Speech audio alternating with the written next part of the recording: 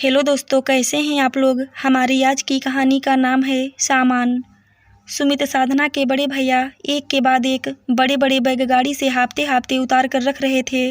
सुमित को हाफते देखकर साधना बैग उतारने में उसकी मदद कर रही थी और साधना की भाभी रेखा अपने दोनों हाथों को बांधे महारानी की तरह खड़े होकर अपने पति को ऑर्डर दे रही थी। अरे उधर क्यों रख दिया बैग, इधर रखिए। तो कभी कहती बैग गंदे हो रहे हैं, उसे ठीक से रखिए। बहुत देर से यानी एक शहर से दूसरे शहर आने तक रेखा का वैसा ही अंदाज देखकर साधना को काफ़ी देर से गुस्सा आ रहा था। पर शांत हो जाती, क्योंकि साधना के साथ उसके चाचा चाची, माँ बाबूजी और बड़ी बहन भी थी, इसलिए टोकना सही नहीं लगा। पर जब वो सभी अपने गंतव्य पर पहुँचे तब साधना को रहा नहीं गया और वो भाई की दशा देखकर अपनी भाभी को कहती है, भाभी आप जो हाथ पर हाथ रखकर हुक्म चला रही हैं उससे अच्छा होता आप भैया की कुछ मदद कर देती। कब से वो आपके बड़े बड़े बैग को उतार चढ़ा रहे हैं और आप हैं कि सपोर्ट करने की बजाय उसे इधर रखिए उधर रखिए कह रही हैं। अरे सामान भरने का इतना ही शौक़ है तो उसे उठाना भी तो सीख लीजिए, या फिर अपने साथ एक नौकर भी ले आते जो 24 घंटे आपकी जी हुजूरी में लगा रहता।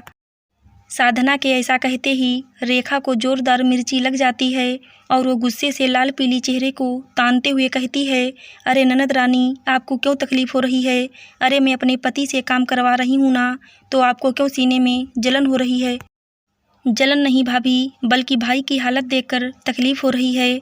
अभी 2 दिन पहले उन्हें फूड पॉइजनिंग हो गया था और उन्हें कमज़ोरी की वजह से इस लाइन की 2 बोतल चढ़ी थी। वो अभी अंदर से कमज़ोर हैं, ये आपको नहीं दिख रहा।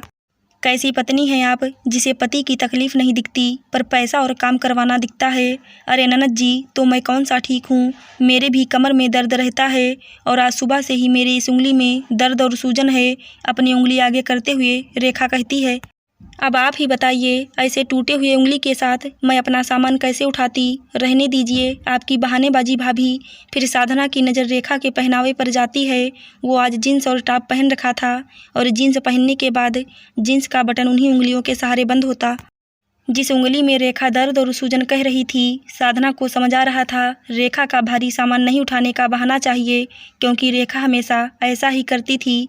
कहीं भी घूमने फिरने जाना होता था तो भर भर कर सामान ले जाती और उठाने के नाम पर कभी पति तो कभी ससुर जी होते थे या फिर साधना को करना पड़ता था और रेखा अपना पर्स और गोगल्स लगाकर स्टाइल से चलती रहती थी। इस बार भी बहानेबाजी करके रेखा बचना चाह रही थी, पर साधना आज बिना बोले रह नहीं सकी और सबके सामने बोल पड़ी, भाभी जीन्स का बटन लगाने के लिए आपके उंगली में दर्द नहीं हो रहा था और सामान उठाने के लिए दर्द है। अरे इतना ही दर्द था तो जीन्स नहीं पहनती, तब मैं भी कहती कि आपको सच में दर्द हो रहा है।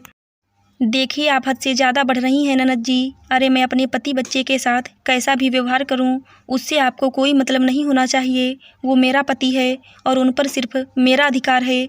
वाह भाभी, अधिकार बराबर पता है, पर अधिकार के साथ कर्म और कर्तव्य भी होते हैं, वो नहीं पता है। और हाँ, पति आपके हैं, पर आप इस बात से भी इनकार नहीं कर सकती कि वो आपके पति होने से पहले हमारे भाई और माँ बाबूजी का बेटा भी है। हमें फिक्र है उनकी और आपको भी होनी चाहिए। ननद जी, ज़्यादा ज्ञान देने की ज़रूरत नहीं है। अरे ज्ञान बांटने का इतना ही शौक़ है तो शादी के बाद अपने ससुराल में अपना ज्ञान बांटिएगा। ननद भाभी में वाक युद्ध चल ही रहा था कि अचानक सुमित को चक्कर आ जाता है और वो वहीं रेलवे स्टेशन के बाहर गाड़ी के पास गिर जाता है। उन्हें जल्दी से अंदर वेटिंग रूम में ले जाया जाता है और साधना जल्दी से रेलवे हेल्पलाइन डॉक्टर को फ़ोन करती है। डॉक्टर पास में होने की वजह से आ जाते हैं। वो सुमित को देखते हैं, दवा पानी देते हैं और घर वालों से पूछते हैं क्या हुआ था इन्हें। बाबूजी कहते हैं हम लोग गर्मियों की छुट्टी बिताने शिमला गए थे और वहीं 2 दिन पहले इसे लूज मोशन और उल्टी हो रही थी। तबीयत ज़्यादा ख़राब होने की वजह से वहीं के डॉक्टर ने इन्हें पानी की 2 बोतल चढ़ाई ताकि रिकवर जल्दी हो और हम लोग आज की ट्रेन पकड़कर अपने घर लौट सकें। अच्छा कहकर कहते हैं फूड पॉइजनिंग के बाद कमजोरी की वजह से चक्कर आ गया था, तो ऐसा कीजिए इन्हें घर पहुंचकर कुछ दिनों तक बेड रेस्ट में रहने दे। डॉक्टर के जाने के बाद और बेटे की हालत देखकर साधना के बाबूजी दिनेश जी रेखा पर चिल्लाते हुए कहते हैं, बहू कई बार मैंने देखा है कि तुम कहीं भी जाती हो तो अपने साथ बड़े बड़े बैग ले जाती हो और उसे उठाने बैठाने का जिम्मा सुमित के ऊपर छोड़ देती हो, पर अब आगे से ऐसा नहीं होगा। अब से जिसका बैग रहेगा वही उठाएगा अपना सामान, चाहे उसके पास 4 बैग ही क्यों ना हो। ससुर जी की बात सुनकर और अपने 4 बैग को देखकर रेखा के हाथ पैर पहले से ही फूलने लगे। अब उसके पास अपना सामान खुद उठाने के अलावा कोई दूसरा विकल्प नहीं बचा था। 1 घंटे बाद ट्रेन प्लेटफार्म पर आकर लग गई।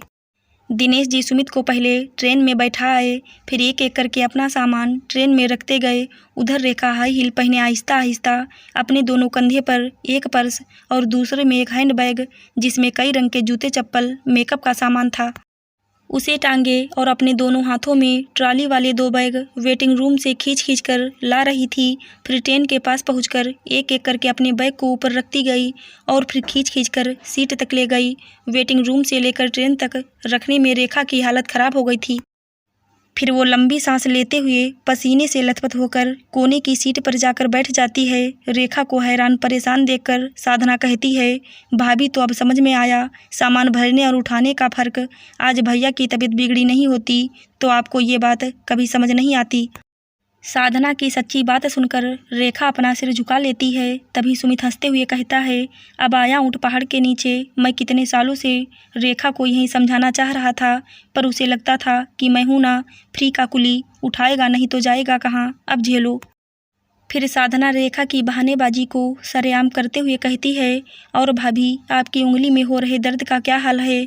इस घटना के बाद रेखा को जीवन की अच्छी सीख मिली। अब आगे से वो कहीं भी टूर पर जाती तो कम से कम सामान ले जाती और अपना सामान खुद उठाती थी। आशा करती हूँ दोस्तों आपको हमारी कहानी ज़रूर अच्छी लगी होगी। कहानी अच्छी लगी हो तो चैनल को लाइक, सब्सक्राइब, शेयर ज़रूर करें। धन्यवाद।